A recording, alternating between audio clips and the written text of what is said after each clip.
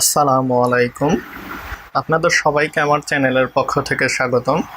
আজকে আবারও নতুন আরেকটি টিউটোরিয়াল নিয়ে আমরা হাজির হয়েছি। স্ক্রিনে আপনারা দেখতে পাচ্ছেন যে আজকের অফারটা হচ্ছে, আপনারা যদি 30 জন মেম্বার আমার গ্রুপে অ্যাড করেন, ইনভাইট করেন এবং কমেন্টে আমাকে স্ক্রিনশট দেন, তাহলেই আপনারা কিন্তু 15টা ডিভি লেআউটস পেয়ে যাচ্ছেন। এবং এই 15টা ডিভি লেআউটস প্যাকটা থাকছে আপনাদের জন্য সম্পূর্ণ ফ্রি। তো লেআউট প্যাক অনেকেই বুঝতে পারছেন না বা জানেন না, তাদের জন্য আমি একটু দেখাই।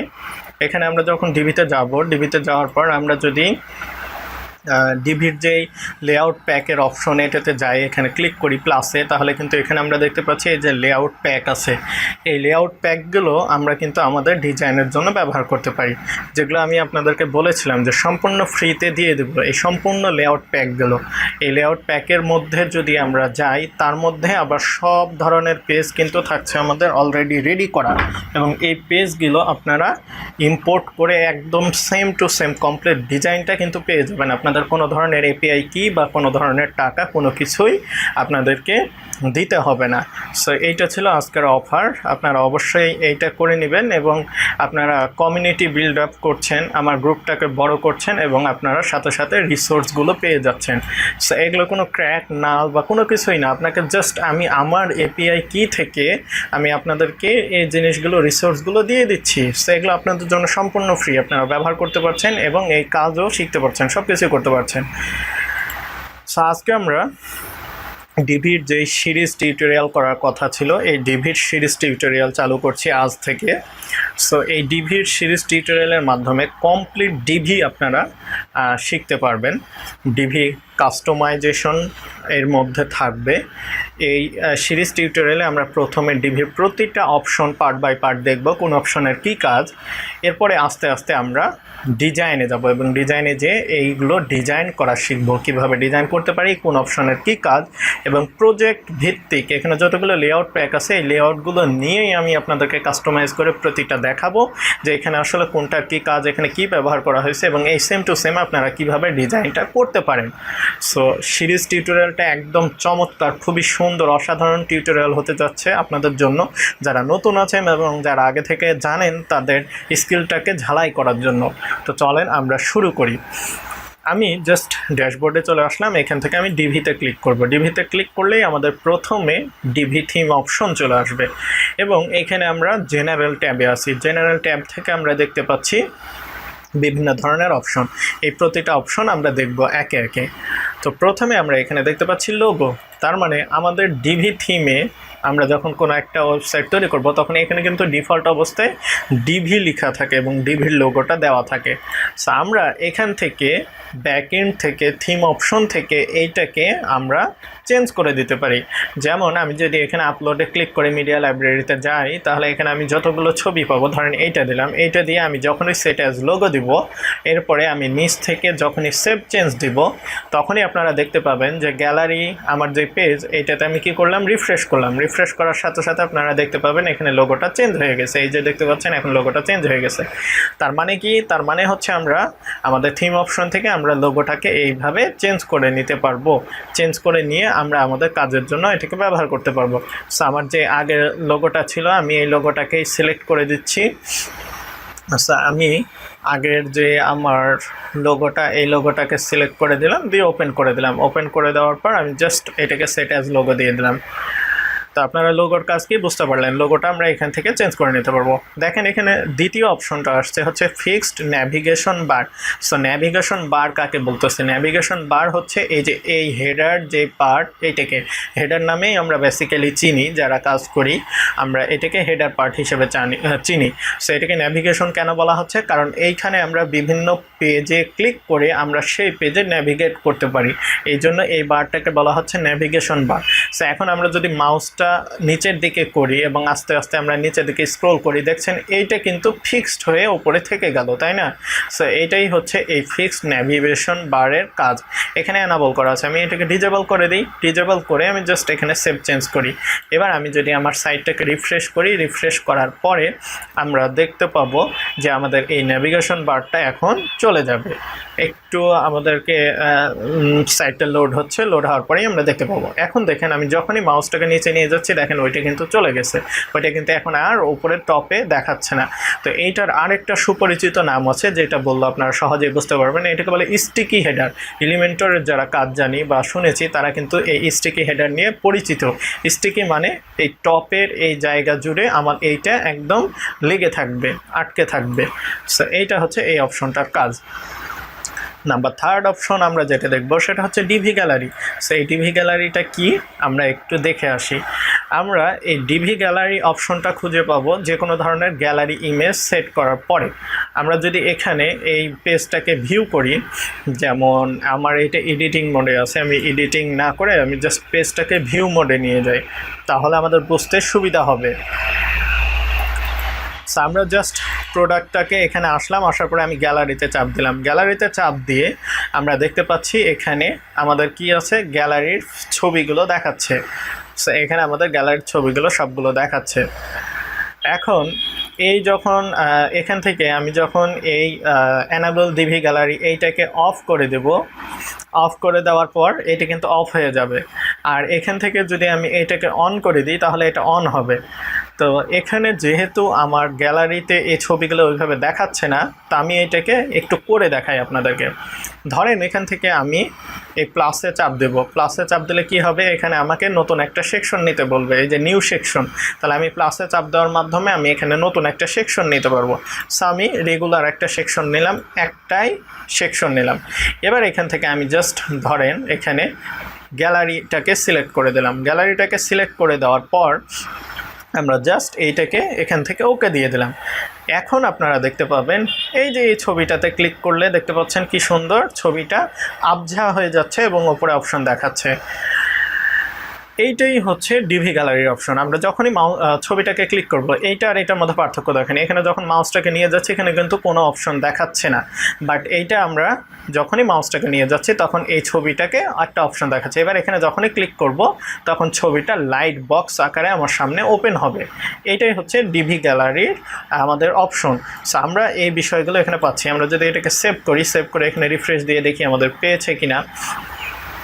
সো আমরা এখানে আসলাম, আসার পরে উপরে আসলাম, এই যে দেখতে পাচ্ছি আমরা এখানে পেয়ে গেছে। এখন এটা ক্লিক করার সাথে সাথে এই যে দেখতে পাচ্ছেন ছবিটা কি সুন্দর লাইট বক্স আকারে ওপেন হয়েছে। সো এই অপশনটাই আমাদেরকে এই যে এই ডিভি লাইব্রেরি এই অপশনটা কাজে দিচ্ছে। তো আশা করি আপনারা বুঝতে পেরেছেন। এবার হচ্ছে colour picker default palette. Palette মানে কি? প্যালেট মানে হচ্ছে একটা জায়গা যে জায়গাতে কালারগুলো সুন্দর করে সাজানো থাকবে। সো এই কালার পিকার এখানে আমরা কি দেখতে পাচ্ছি, সুন্দর বিভিন্ন ধরনের কালার দেখতে পাচ্ছি। আমরা যখন আমাদের ওয়েবসাইটে যাব, ওয়েবসাইটে যাওয়ার পর ধরেন এই যে এই সেকশনটার আমি সেটিংয়ে গেলাম। এই সেটিংয়ে যাওয়ার পর আমি ব্যাকগ্রাউন্ডে গেলাম। ব্যাকগ্রাউন্ডে যে এই যে ব্যাকগ্রাউন্ড কালারের নিচে আমরা বিভিন্ন ধরনের কালার দেখতে পাই না, তাহলে এই কালারে ক্লিক করলেই আমাদের কিন্তু পিছনের কালারটা সেটা হয়ে যায়।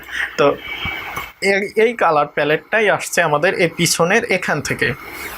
ধরেন আমি দ্বিতীয় কালারটাকে সাদা না দিয়ে এটাকে আমি লাল দিয়ে দিলাম, আর তৃতীয় কালারটাকে সবুজ না দিয়ে এটাকে আমি একবারে হালকা নীল এটা দিলাম। এবার দেওয়ার পরে আমি যদি এখান থেকে সেভ দিই, এবার আমি যদি আমার এখানে সাইটে এসে রিফ্রেশ দিই, রিফ্রেশ দেওয়ার পরে আবার আমি সেম কাজটাই করব, তাহলে আপনারা বুঝতে পারবেন যে আসলে কি পরিবর্তন হলো। এবার আমি আবারও এইটা সেটিংয়ে গেলাম, এখানে ব্যাকগ্রাউন্ডে গেলাম, এখন দেখেন কালারটা এটা লাল হয়ে গেছে এবং এটা নীল হয়ে গেছে। তার মানে কি বোঝা গেল, ডিফল্ট অবস্থায় কালার প্যালেটটা আমরা এখানে সেট করে দিতে পারি। আমরা এখানে যেই কালারগুলো সেট করে দেবো এখানে আমরা সেই কালারগুলোকেই পাবো। এখন প্রশ্ন আসতে পারে এটা কেন আমাদের জরুরি? এটা আমাদের এজন্যই জরুরি, যখন আমরা বিভিন্ন ধরনের ক্লায়েন্টের কাজ করব, ক্লায়েন্টের লোগো বা ব্র্যান্ডিং কালার তো সেম হবে না, তখন তার ব্র্যান্ডিং কালার অনুযায়ী আমরা কালারগুলোকে এখানে এসে সেট করে দিতে পারি। তাহলে যখনই আমরা ওয়েবসাইটের কাজ করব আমাকে বারবার ওই কালারটা না বসিয়ে আমি এখানে সুন্দরভাবে কালারগুলোকে পেয়ে যাব এবং ক্লিক করার সাথে সাথে ওই কালারটা চলে আসবে। সো আশা করি আপনারা বুঝতে পেরেছেন সুবিধাটা। এবার আমরা পরবর্তী অপশন দেখছি, grab the first post image. So এখানে অপশনটাকে অ্যানাবল করা আছে, আমি এই অপশনটাকে এখান থেকে ডিজেবল করে দিলাম। ডিজেবল করে দিয়ে এটাকে বোঝানোর জন্য আমি আপনাদের সামনে একটা পোস্ট ক্রিয়েট করব। এটাকে এক্সিট করে দিলাম। এখানে প্রথমে আমরা দেখতে পাচ্ছি এটা কি বলতেছে যে grab first post image. First post image মানে হচ্ছে ইমেজের প্রথমে যে পোস্টের যে প্রথমে ইমেজটা থাকবে এই ইমেজটাকে সে দেখাবে। আমরা এখানে আসলাম, এসে পোস্টে ক্লিক করলাম, ক্লিক করে অ্যাড নিউয়ে ক্লিক করব, তাহলে নতুন একটা পোস্ট আমরা তৈরি করতে পারবো। সো আমি এখানে পোস্টে ক্লিক করছি, ক্লিক করে আমি টেস্ট নামে একটা পোস্ট ক্রিয়েট করছি। এবার এটাকে আমি করার পরে নিচের দিকে আমি এবার এইটাকে আমি জাস্ট ইউজ ডিভি, আচ্ছা এখানে ডিফল্টটাই আমি সিলেক্ট করি, ডিফল্ট সিলেক্ট করে আমি জাস্ট এখানে কিছু প্যারাগ্রাফ টেক্সট দিই হাবিজাবি।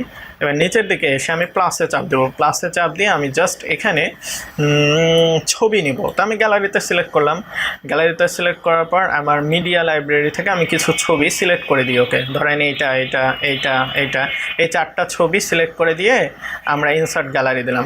তাহলে আমাদের কি হলো, পোস্ট ক্রিয়েট করলাম, পোস্টের ভিতরে আমরা কিছু ছবি দিলাম আর একটা ছোট্ট একটা লেখা আছে।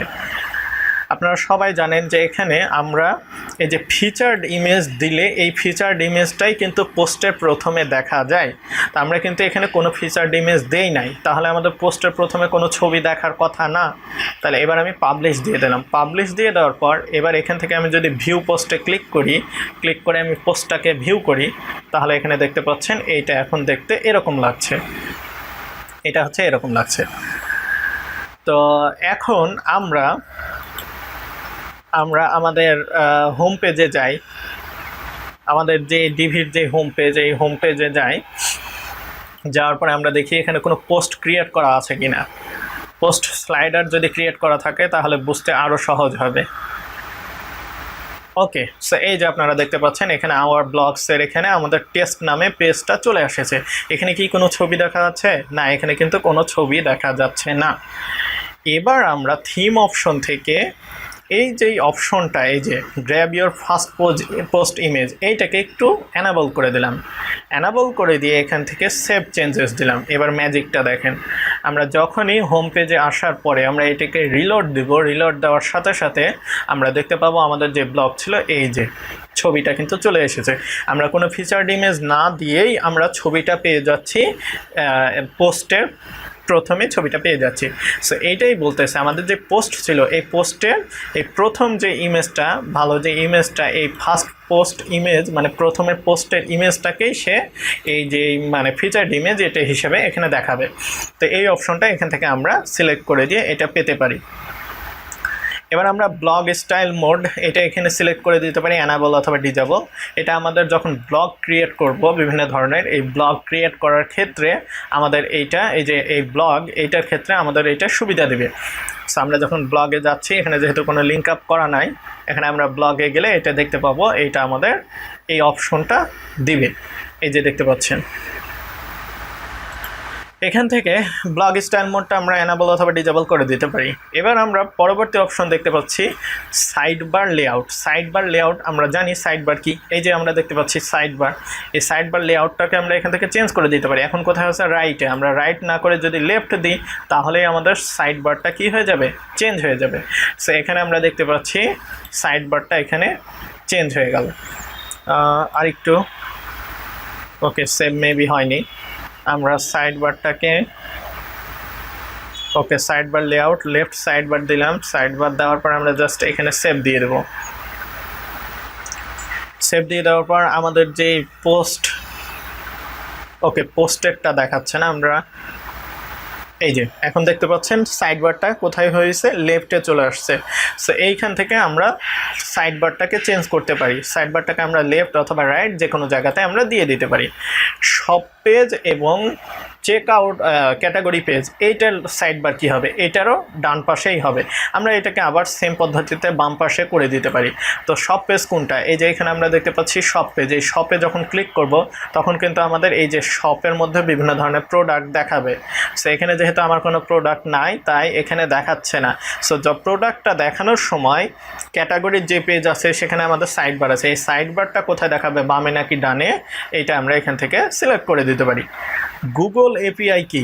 এইটা তো এইটা কিভাবে আমরা ক্রিয়েট করতে পারি এবং এটা কিভাবে পেতে পারি। আমরা সবাই জানি যে গুগল এপিআই কিসের জন্য ব্যবহার করা হয়। আমরা যখন ম্যাপসটাকে ইন্টিগ্রেট করতে চাই, গুগল ম্যাপসটাকে ইন্টিগ্রেট করতে চাই আমাদের লোকেশন দেখানোর জন্য, তখন আমাদেরকে কি করা লাগে, তখন আমাদেরকে এই গুগল এপিআই কিটাকে ব্যবহার করা লাগে। এখানে এসে এপিআই কিটা দিয়ে আমাদেরকে এখানে সেভ চেঞ্জ করতে হয়, তাহলেই আমাদের গুগল ম্যাপটা আমাদের ওয়েবসাইটে শো করবে।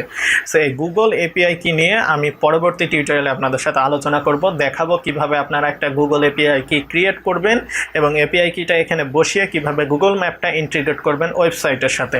তো আজকের এই টিউটোরিয়ালের প্রথম পার্টে আমি আপনাদেরকে কয়েকটা অপশন দেখালাম। সো টিউটোরিয়ালটা অনেক বড় হয়ে যাচ্ছে, এভাবেই আমি পার্ট বাই পার্ট করে আপনাদেরকে প্রতিটা বিষয় বুঝাবো। আপনাদের টিউটোরিয়ালটা কেমন লাগলো অবশ্যই কমেন্ট সেকশন আমাকে জানাতে ভুলবেন না, তাহলে আমি বুঝতে পারবো যে আর কি ইমপ্রুভ করা লাগবে এবং পরবর্তী আমি আপনাদেরকে সেই বিষয়গুলো দেখাবো। আবারও কোনো এক টিউটোরিয়ালে আপনাদের সাথে দেখা হবে। সে পর্যন্ত সবাই ভালো থাকবেন। আসসালামু আলাইকুম।